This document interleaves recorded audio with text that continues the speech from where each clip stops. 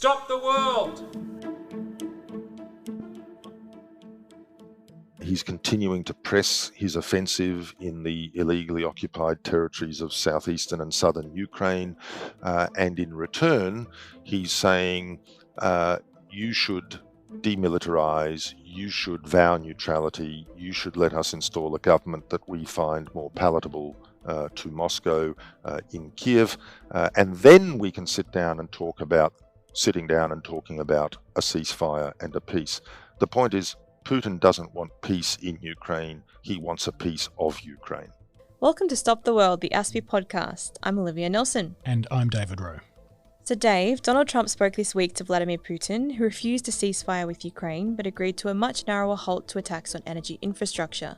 That probably helps him as much as it helps Ukraine.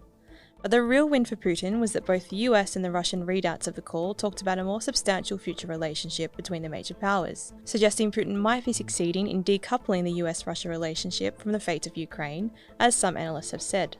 Yeah, it's a troubling sign from Ukraine's perspective, and as today's guest points out, we could have a ceasefire this afternoon. All it would take is for Putin to end his unprovoked invasion.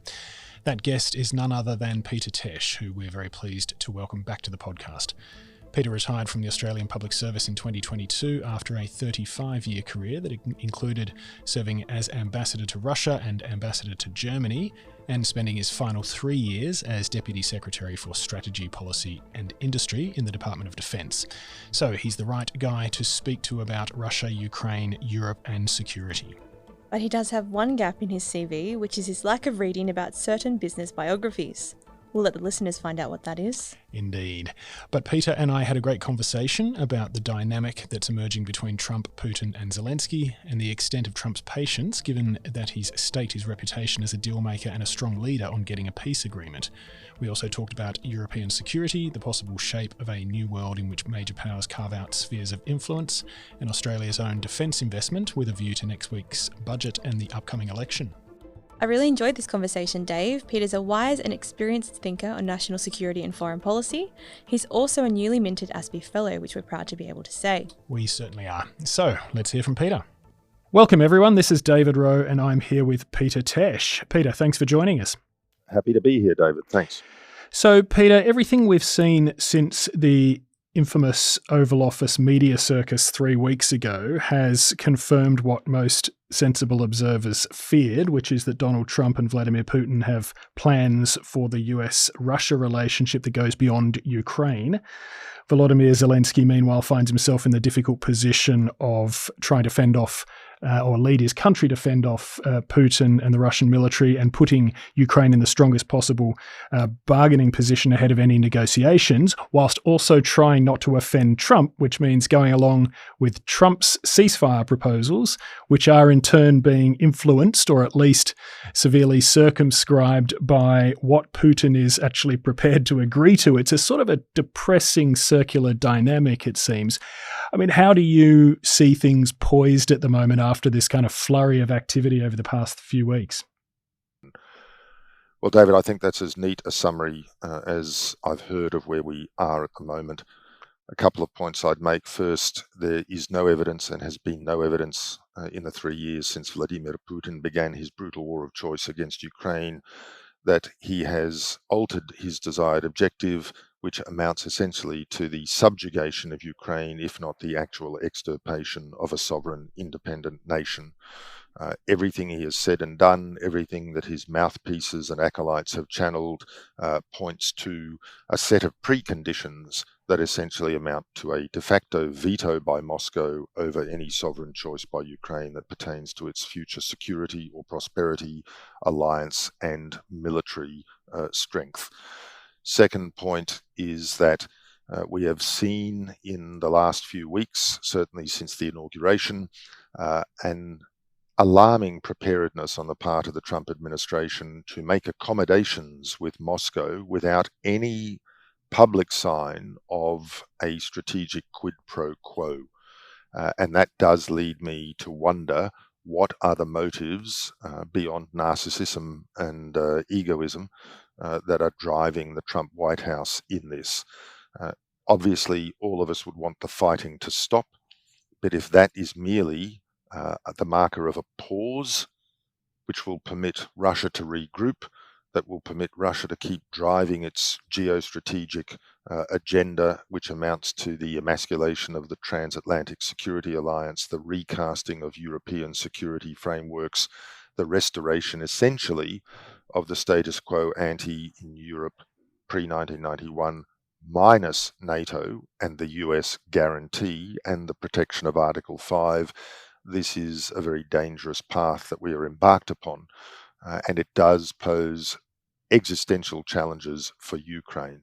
I'm not at all sanguine, and I don't think that we should be in any way trusting Moscow to keep its word, given the history of Moscow breaking that word repeatedly since the Budapest Memorandum of 1994.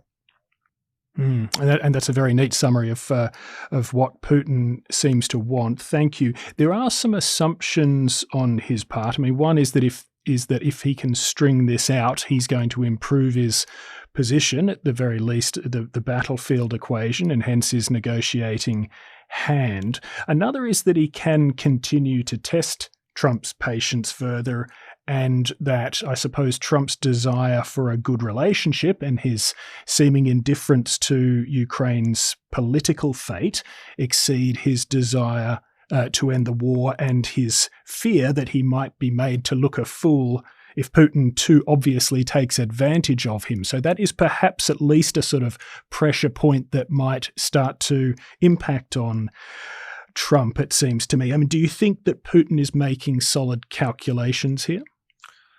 Well, that is the sort of the dull nickel-coloured lining inside the cloud, the potential for Putin to be incautious or ill-advised in how to play the caprice and the irascibility of Donald Trump.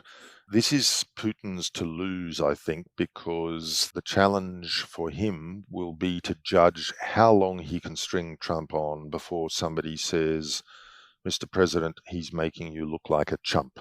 And then I think we've seen in the past Donald Trump's capacity to spin position very quickly.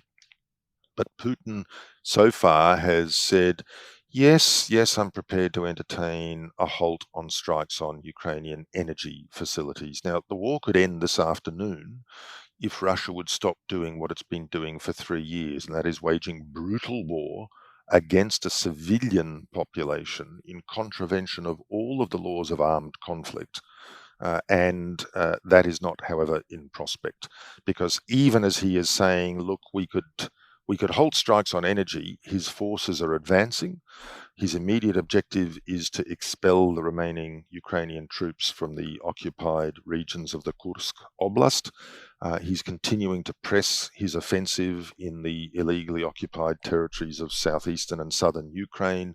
And in return, he's saying, you should demilitarize, you should vow neutrality, you should let us install a government that we find more palatable to Moscow in Kiev, and then we can sit down and talk about sitting down and talking about a ceasefire and a peace.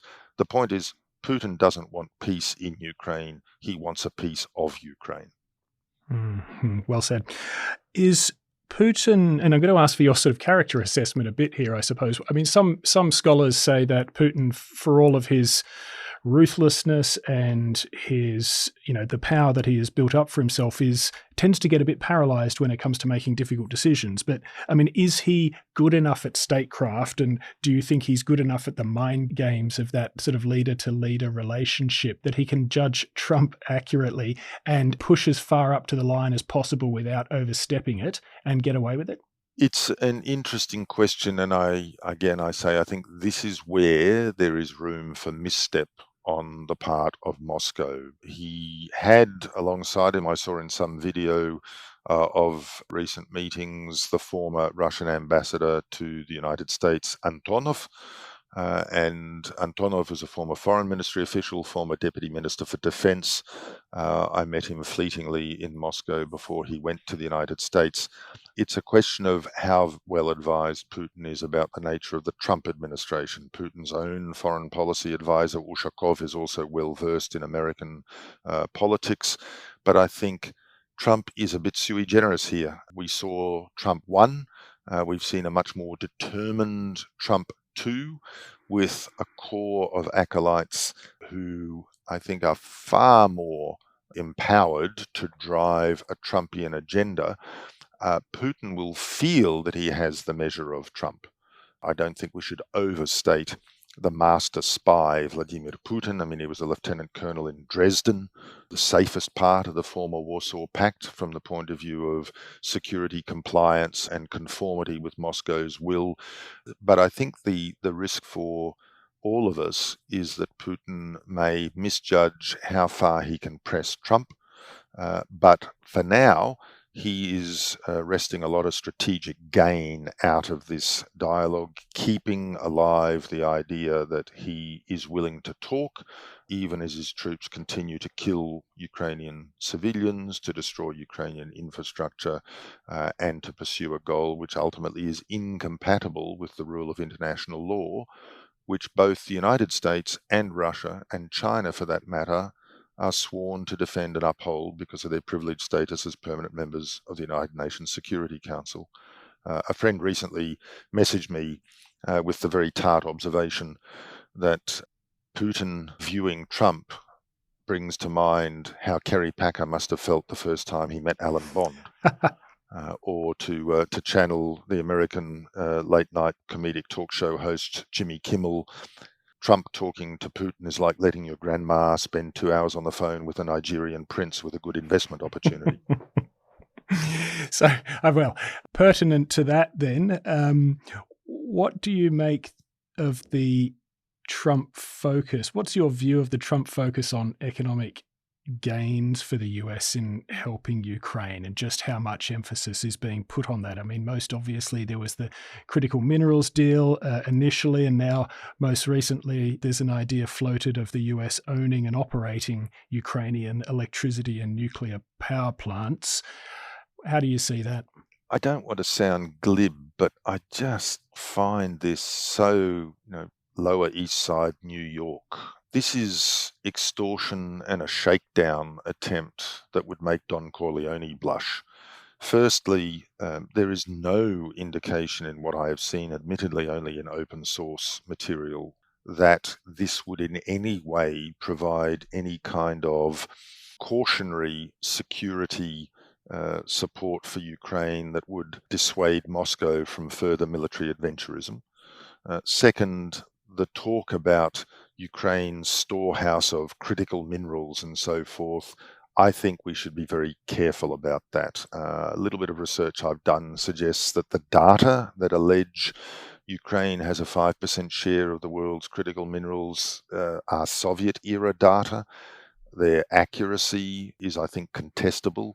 In any event, the bulk of those deposits are in areas of Ukraine which Ukraine does not control. And this brings us to the reported offer that Putin has made to encourage American investment to jointly develop these sorts of resources. If that were to happen, regardless of whether there's any real material gain from that, it would amount to a de facto American recognition of and support for Russia's illegal claims to occupy the territory in the 4 oblasts to which it has state sovereignty claims. So it's incredibly unappealing from Kiev's point of view, and I think it is humbug. Let's talk a little bit about the broader US-Russia relationship and what that would actually bring. I mean, what benefits would a US-Russia relationship bring to the United States, if indeed that is the path they are going down, as it seems to be based on the readouts of conversations and what they've said in public on both sides? I mean, do you buy the argument that there are broader, big economic and geopolitical upsides for the US? And I suppose, what kind of world are we actually looking at if the US decides that the partners that it wants to focus most of its diplomatic and political efforts on include countries like Russia? I guess the strategic reality of global politics is that countries cannot carve out niches for themselves and do the statecraft equivalent of putting their index fingers in their ears and chanting na na na na na and pretending that autocratic regimes don't exist, that they don't have sway, that they don't have interests that need to be at least properly understood, not necessarily accommodated, but at least have to be realistically appraised and managed. Obviously, the world would be a better place if the United States and Russia, and indeed the United States and China, could manage tensions between them in ways that reduce the prospect of conflict, that enable the resumption of healthy flows of trade and investment to the broader benefit of the globe and global financial markets and developing countries that sorely need the aid that the United States administration is now withholding or has cut completely. But I still do not see here any evidence of a coherent strategy on the part of Washington, which is aimed at generating a more disciplined and more predictable and more accountable world. This seems to be as much about wanting a further photo op where the big three are seated, shaking hands across one another, and in place of Stalin, Roosevelt, and Churchill, we have Putin, Trump, and Xi. That, as far as I can see, is part of the motive. Trump fancies himself as a deal maker. I haven't read The Art of the Deal. I don't know if Trump has read The Art of the Deal. I doubt that Putin has read The Art of the Deal, other than in summary form.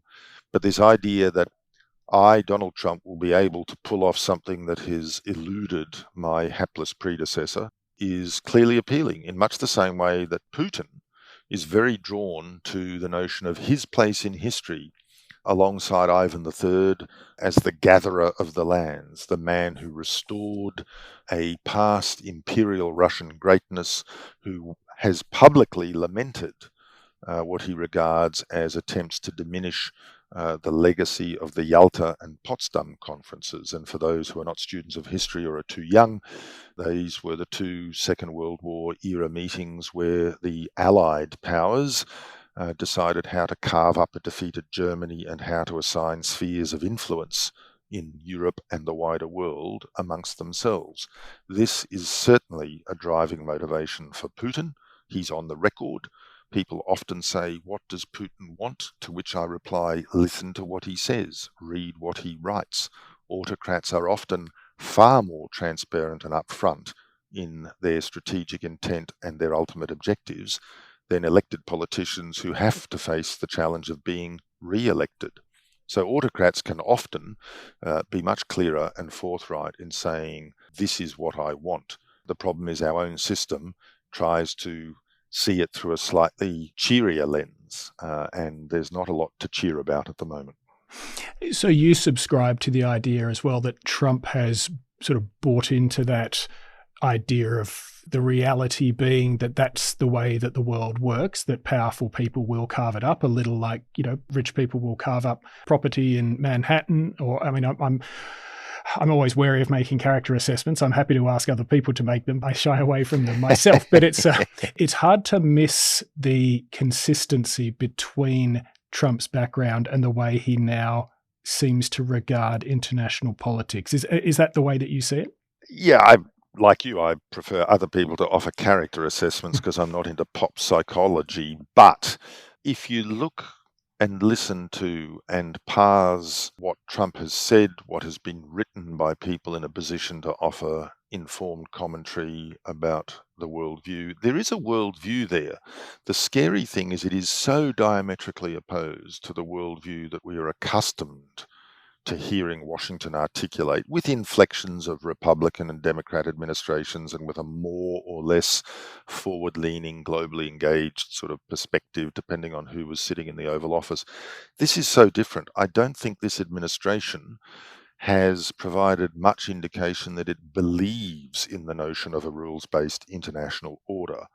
It seems to view the world through the prism of what are America's economic interests, what is the demand that others are making of America, what are they bringing to the table, what are they bringing to the table that is more than they would bring anyway, because it's in their own self-interest, and is the balance at the foot of the ledger a plus or a minus? And I really do wonder whether we have correctly assessed how Washington views the world. And I do think that from what we've seen to date, Trump's preparedness to overturn the essential wisdom and the defining characteristics of the world order that I've observed over 35 years in public service does point to a very different future. Yeah, yeah. And like you, I've grown up with it and I'm very, very attached to it. And it has made me an ardent admirer of America for as long as I've had any kind of mature political awareness at all. And it's sort of saddening to see that left behind. It's interesting that most of the arguments against this shift that are being made, certainly in the US itself, but also globally, is that it's pragmatically unwise for the US because it has in fact benefited from this rules-based international order that it has been so sort of vital to underpinning, and therefore it's working against its own interests to abandon it. I almost want to make a more values-based argument to any American that will listen that, you know, those appreciative allies who do admire America for what it has achieved over the past 80 years or so, the message that people like me really want to project to them is that you can actually be remembered historically as the country that probably more than any other at a time of globalism and at a time of globalization decided to drive and promote a system that lifted everybody up, not just itself, and that this is a sort of historically noble mission to pursue. And that is what has made America great. It's not about making America great again. It has been great for some time, and it is great, and it is in serious risk of becoming an ordinary country instead of a great country. So, I mean, if you want to respond to my rant, please feel free, but that's the way I feel. I almost want to make a much more values-based argument to the American people that you are missing a sort of historic opportunity here. David, I share that view in the broad. I have a similar lived experience, and I think the thing that has made America prevail has not been military might, has not been, as is often the charge levelled at it, overbearing use of hyper force and influence. It's the simple fact that an accountable model, which has been at the core of the American model, is compelling.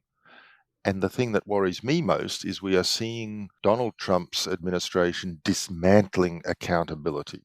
And as the former Secretary of the Department of Foreign Affairs and Trade, now Chancellor of the University of Queensland, Peter Varghese, wrote in a piece in February, he may in fact be successful in achieving what autocrats and opponents have failed to do for decades, and that is proving the case for the charge of moral equivalence. All great powers behave alike.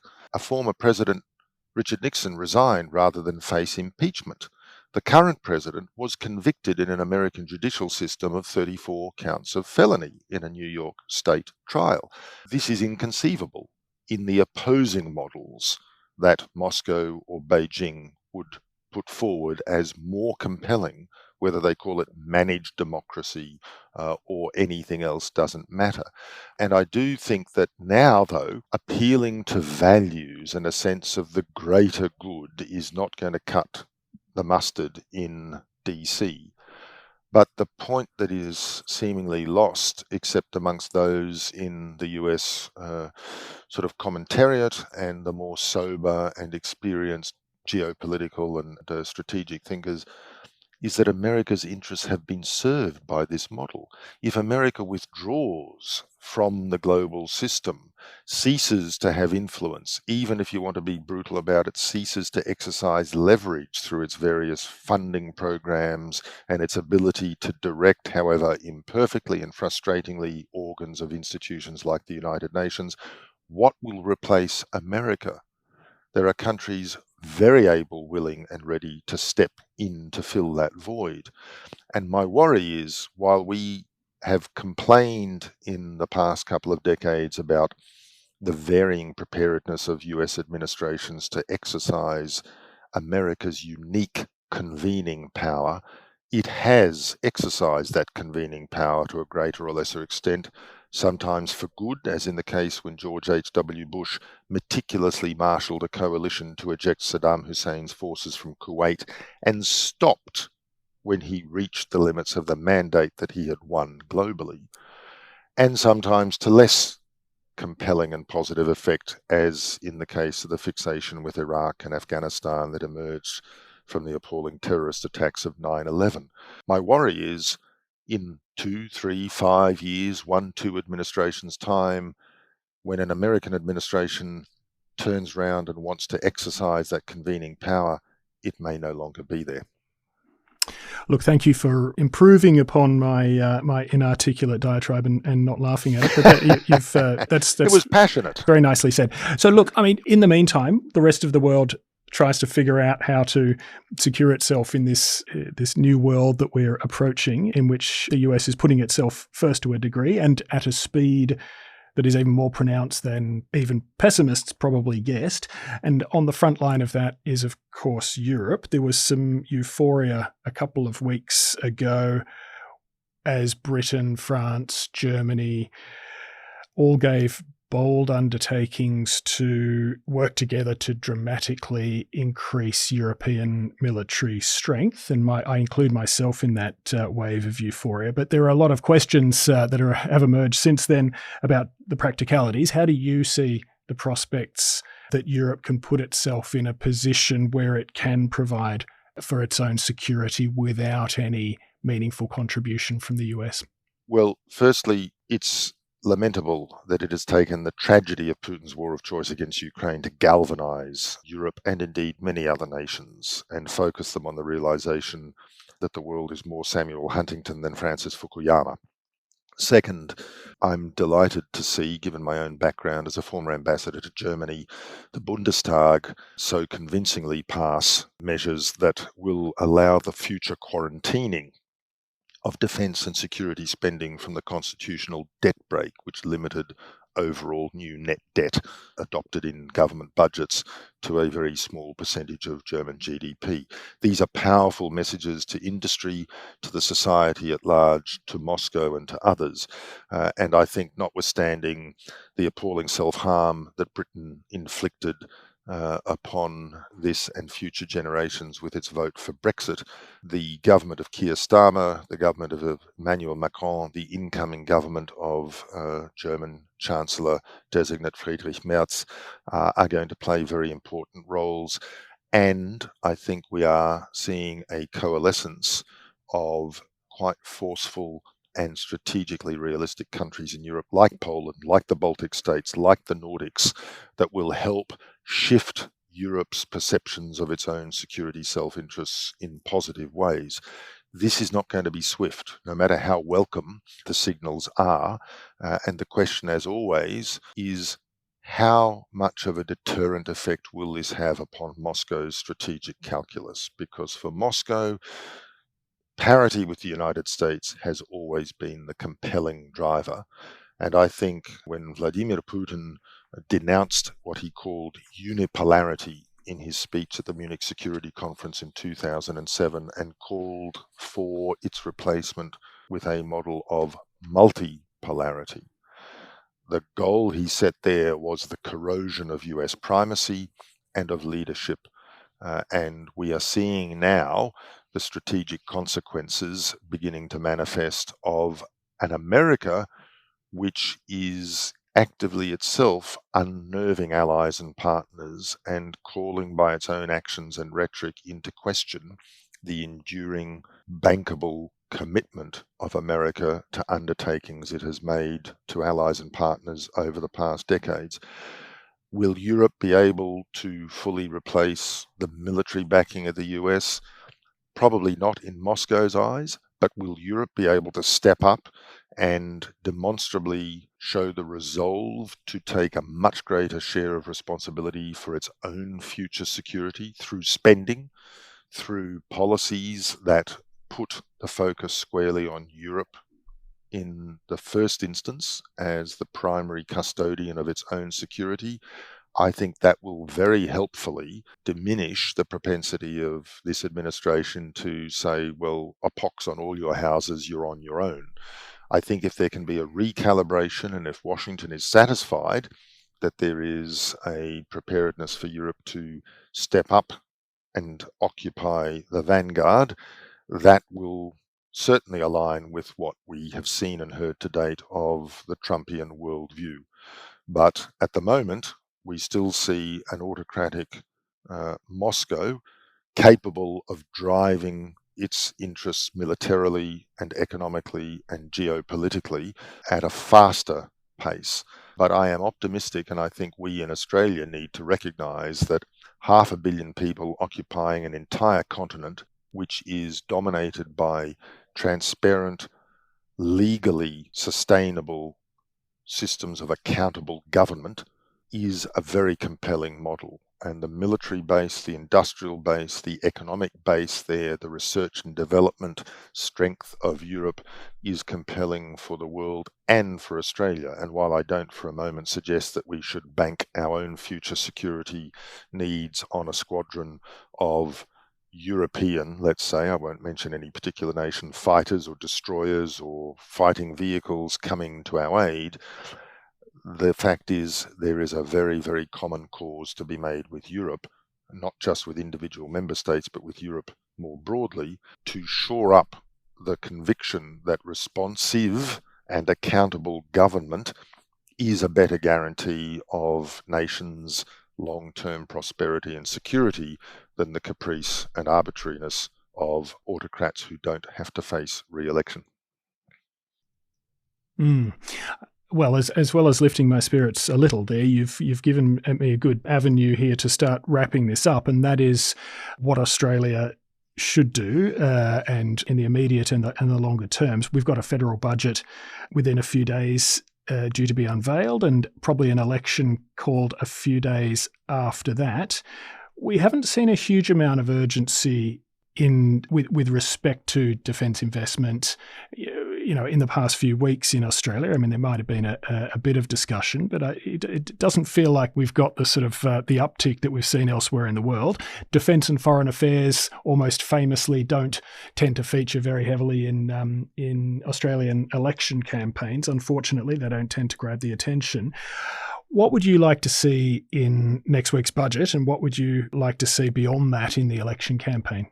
Well, we have to deal with the realities of the fiscal environment. I do, however, having had some experience in defence, rounding out my 35-year career in the public service, overwhelmingly spent in foreign affairs and trade, but nonetheless capping out with that experience in defence, have a very high respect for the leadership and for the sincerity and the commitment with which people prosecute the tasks set for them by government. My big concern is that we have seen over the last few years an extraordinary continuity and consistency in the strategic assessments that emanated first from the coalition government in its Defence Strategic Update of July 2020, and then in Labor's Defence Strategic Review of 2023 and last year's National Defence Strategy. There is an overwhelming unanimity of view about the nature of the change in our strategic environment and the challenges we face. Both parties, from experience in government, know that defence procurement is multi-legislature, multi-tens and hundreds of billions of dollars in budgetary terms, and why we keep playing gotcha politics with national defence. You've screwed up, we wouldn't have, when fundamentally we now have, I think, a coherent strategy that is focused much more on the effects that we need to generate in defence of our national interests and our national security. We should be able to agree that sniping and disagreement can be confined to the margins, and that really at the core there needs to be a clear commitment which will bring industry and academia along with it, give them the confidence that there is a multi-decadal trajectory and that they can confidently invest in, and that will help generate that pool, that pull-through, and the leverage that we need across the wider economy. The other critical point I would make is this is not just about national defence. There is a depressingly persistent tendency on the part of agencies across government to see the word defence and think that that pertains to Russell offices in Canberra. It really ought to be about a broader embrace of national security and a clear understanding about what our relatively small Australian Defence Force of 58,000 people in uniform plus reservists is capable of doing and therefore should be expected to do. It is absolutely essential that we have ambition, because otherwise, if we don't stretch ourselves, we will be static, and static means we fall behind. But we've also got to be realistic. And there is an unhealthy fixation with nuclear-powered submarines, and there'll be further contestation, I think, here in Australia about AUKUS. The bottom line is nuclear-powered submarines are still seen as a uniquely defence prerogative and priority. If you look at the ecosystem that is required to generate that essential capability for our nation, that must pull in the entirety of government. And I would like to see recognition of that in budgetary terms, that this cannot continue to be delivered at the expense of other elements of the defence budget, which are being eroded because of the reluctance to recognise that hard choices have to be made about where and how much money we spend. National focus on the nuclear-powered submarine agenda as it relates to education, to manufacturing, to security, to the kind of strategic and economic uplift that our country will gain from this has been lacking. And I hope very much that we will very quickly come to that realization, whatever the views are about the merits or demerits of submarines. The major militaries of the world, in the United States, in China, in Russia, in Japan, in Korea, in Indonesia, in India, in Germany, in France, in Britain, in the Nordic states, see submarines as a critical component of an effective modern navy. We have taken too long to come to the realization that we need this great leap, and that needs to be more than a leap of faith. It's got to be a leap backed by a truly national effort that is driven across government and not just seen as a sublettable contract for the Defence Department. I think that idea of fostering a greater sense of national purpose around our security and around everything that we need to develop to achieve the kind of national strength that we are going to need for the rest of this century is a really, really important message, and a good one to finish on. Thank you, Peter. David, been a pleasure as always to chat, and look forward to continuing this interaction. There's a lot to do, talk about, and most importantly, solve. I tell you what, the homework we can set ourselves for next time we chat is that we both need to read The Art of the Deal, and we can we can analyse it in our next podcast conversation. How does that sound? I'm sure there's an effective summary somewhere, and if I read that, I'll be doing well. I think there are other more compelling books on my bedside table, but nonetheless, I take that in the spirit in which it's intended. This is what ChatGPT is for. All right. Peter, thanks again. David, very welcome. Pleasure to be with you. That's all for today, folks. We'll be back next week. And let me say, we've got a couple of very exciting guests coming up. I cannot wait. Bye for now.